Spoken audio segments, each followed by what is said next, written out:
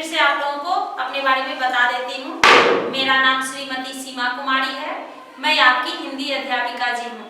ठीक है, तो आज मैं प्रथम भाषा के बच्चों को पढ़ाने जा रही हूँ। सबसे पहले आप लोग क्या कीजिएगा, अपने सामने क्लास वर्क हिंदी, ठीक है, टेक्स्ट बुक और हाथ में एक पेंसिल लीजिएगा। अभी पेन मत लीजिएगा, अभी पेंसिल ही रखिएगा। ठीक है, जब आप विद्यालय आइएगा तो फिर आपको बताया जाएगा कि आप पेन से कब लिखोगे।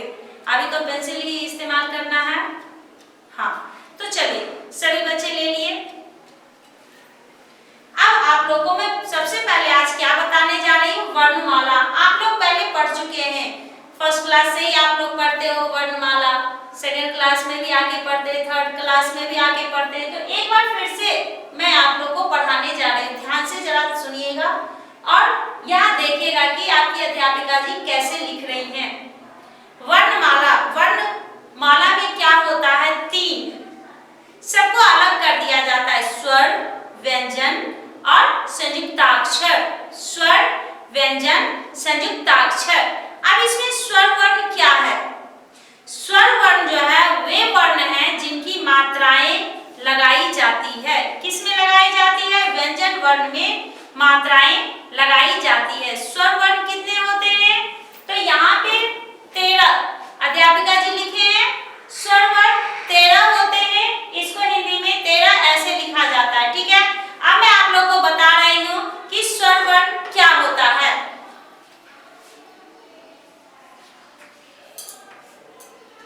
अ, आ, छोटी, बड़ी, छोटा ऊ,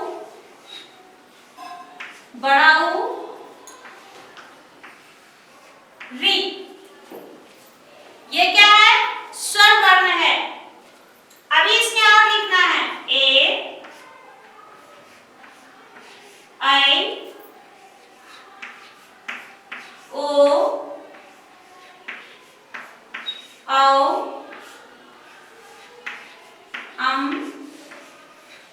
आहा। ये जो है इसका इस्तेमाल हम लोग व्यंजन वर्ण के साथ मात्रा लगाने में करते हैं। स्वर वर्ण का इस्तेमाल हम कहाँ करते हैं?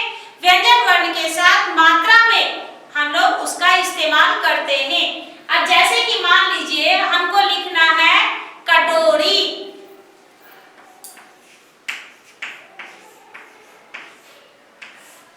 अब इसमें देखिए ये क्या है? व्यंजन वर्ण है। ये क्या है? व्यंजन वर्ण है। ये क्या है? व्यंजन वर्ण है। ये ओ की मात्रा और बड़ी ई की मात्रा जो है वो क्या है? स्वर है। आप लोग कहिएगा स्वर कैसे है? तो ये ओ देखिए यहाँ पे लिखा हुआ है ओ। अब यहाँ पे बड़ी ई की मात्रा दी गई है, तो बड़ी कहाँ है? ये है, ये ओ है और ये क्या है? बड़ी ई। समझ गए? तो ये आपका स्वर वर्ण हुआ। स्वर वर्ण कितने होते हैं? 13 होते हैं, याद रहेगा।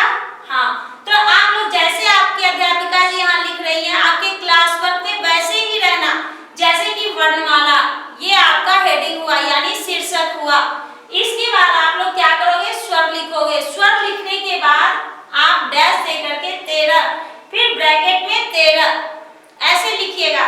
उसके बाद नीचे से आ, छोटी, बड़ी, छोटा ऊ, बड़ा ऊ, री, ए, आई, ओ, औ, आहा।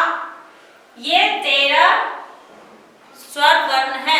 इसे आपको बस ऐसे ही एक लाइन में लिखना है, एक पंक्ति में ही आनी चाहिए। ठीक है, इसको लिखने के बाद फिर हम लोग क्या लिखेंगे?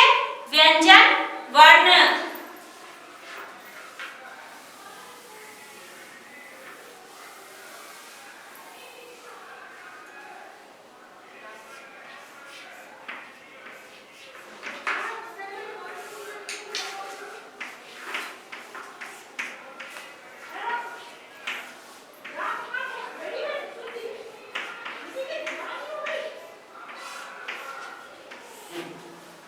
व्यंजन वर्ण कितने होते हैं? 36, 36 यानी 36। व्यंजन वर्ण कितने होते हैं? 36 यानी 36।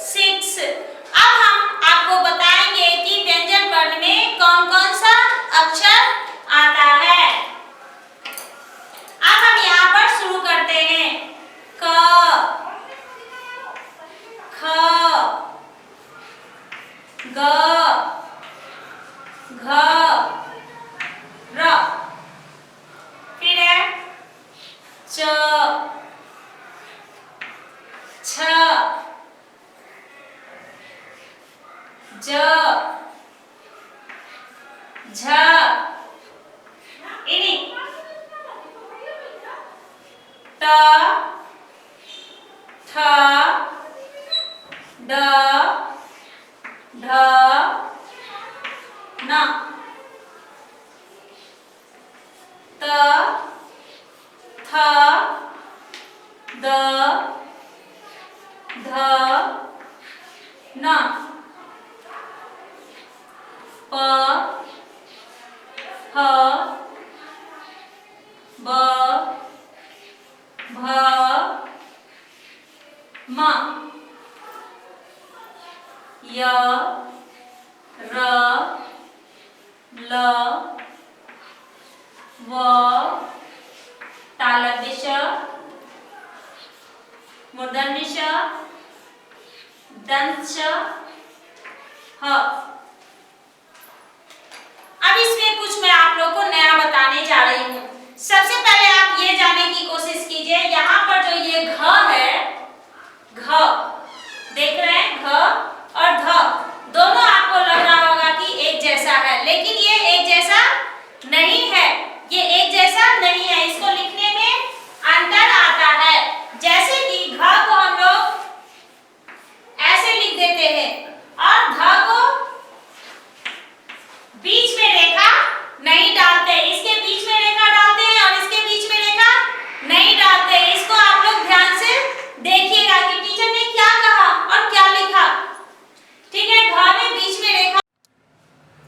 हाँ तो बच्चों, मैं आप लोग को क्या बता रही थी, ग और घ ध इन दोनों में अंतर आप लोगों को मैं बता रही थी कि इन दोनों में क्या अंतर है।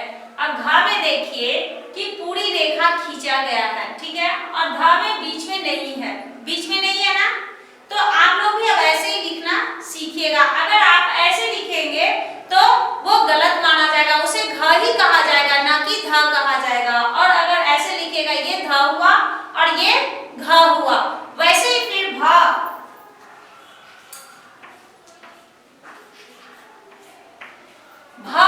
और म में भी ऐसे ही होता है। अब अभी तक आप लोग क्या कर रहे थे कि डायरेक्ट ऐसे ऐसे घुमा के लिखे, ये हो गया ध, ये हो गया घ, ये हो गया भ, ये हो गया म, ऐसे लिखते थे।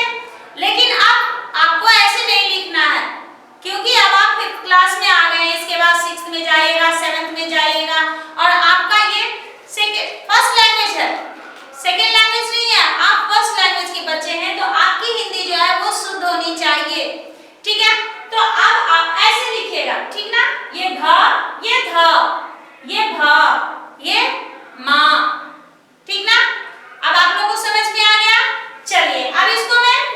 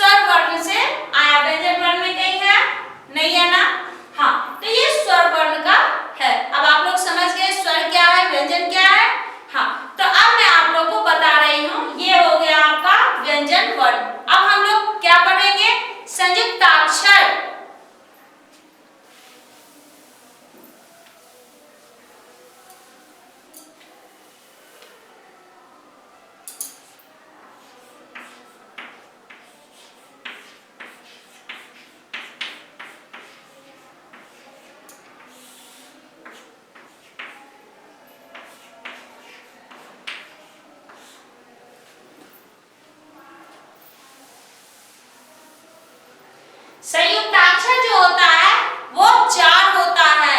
अब देखिए टीचर यहाँ 4 लिखे तो संयुक्ताक्षर 4 होता है। संयुक्ताक्षर मतलब क्या हुआ है? संयुक्त जोड़ अक्षर, संयुक्त जोड़ अक्षर, संयुक्ताक्षर, समझे? संयुक्त जोड़ अक्षर, संयुक्ताक्षर, ठीक है? संयुक्त जोड़ अक्षर, जो अक्षर स्वतंत्र हो।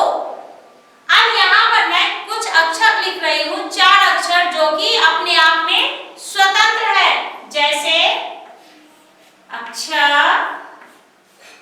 त्र, ज्ञ और श्र। ये 4 अक्षर जो है ये स्वतंत्र है, ये किसी पर निर्भर नहीं करते हैं, बल्कि इसके साथ हम कुछ शब्द जो है, जो भी शब्द लिखते हैं इसके साथ जोड़ करके ही लिखते हैं। जैसे क्षत्रिय, क्षत्रिय हुआ क्षत्रिय, फिर ज्ञानी,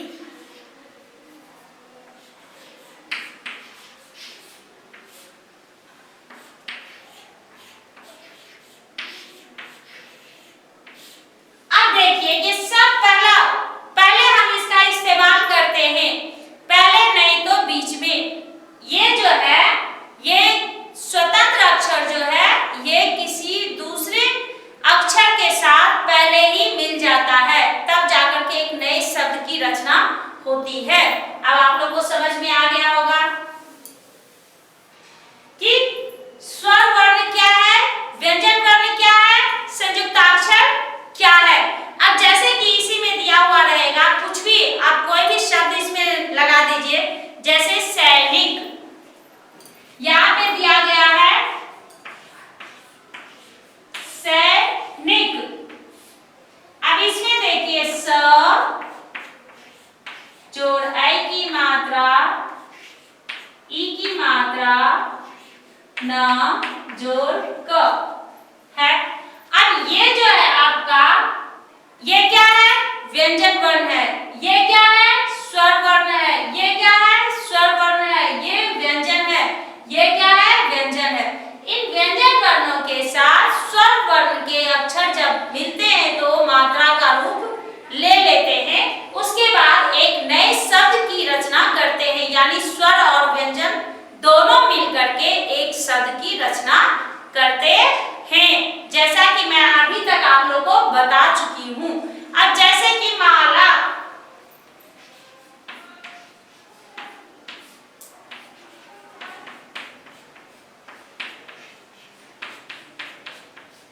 हुआ। अब इसमें देखिए ये व्यंजन है, ये स्वर है, ये व्यंजन है, ये स्वर है। इन सबको मिला करके मैंने क्या शब्द बनाया? माला।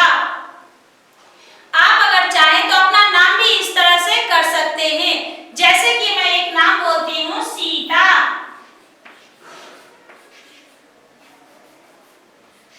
सीता। अब देखिए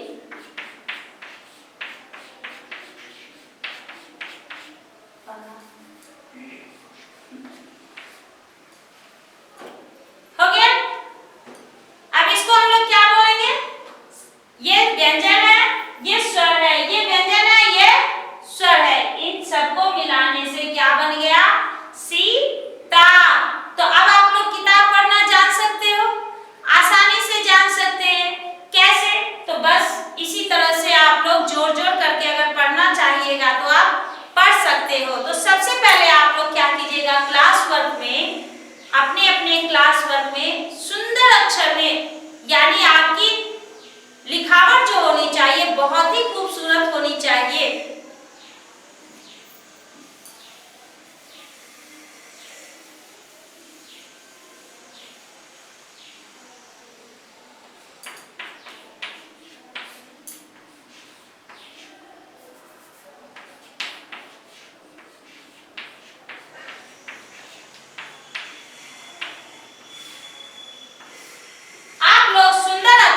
सबसे पहले ठीक है, उसमें वर्णमाला, उसका हेडिंग क्या होगा? वर्णमाला। वर्णमाला लिखने के बाद आप उसमें क्या लिखोगे? सबसे पहले स्वर, स्वर लिख करके वहां पर आप, जैसे कि टीचर ने आपको बताया था, स्वर लिख करके डैश दीजिएगा, वहां लिखिएगा 13, फिर ब्रैकेट में लिखिएगा 13, ठीक है। फिर व्यंजन, व्यंजन लिख करके यहाँ लिखिएगा 36, फिर ब्रैकेट में 36, ठीक है। फिर संयुक्ताक्षर,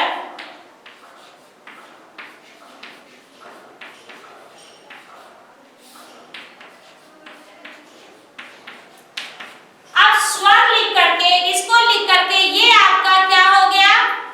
ये आपका हेडिंग की तरह रहेगा। इसको आप लोग लिखने के बाद स्वर कितने हैं? अ से लेके आहा तक, अ से लेके आहा तक, अ आ इ ई उ री, ए ऐ ओ औ अं आह, ठीक है, वहां तक आप लिखोगे। फिर व्यंजन लिख करके उसके बाद आप लोग क्या लिखोगे? क से लेके ह तक, ठीक ना। फिर संयुक्ताक्षर, फिर आप लोग संयुक्ताक्षर लिख करके जैसे टीचर लिखे वैसे लिखेगा। उसके बाद छ, त्र, य, स्र, ये 4 अक्षर जो है उसे आप लिखिएगा। इसको लिखने के बाद ही कुछ भी क्लास वर्क में टीचर कुछ भी दे रहे हैं तो आपके क्लास वर्क में वर्णमाला कंपलसरी दिखना, ठीक है। तो आप लोग सुंदर लिखावट में उसे लिख करके लिखिएगा। फिर अगली कक्षा में मैं आप लोगों को बताऊंगी, ठीक है। धन्यवाद।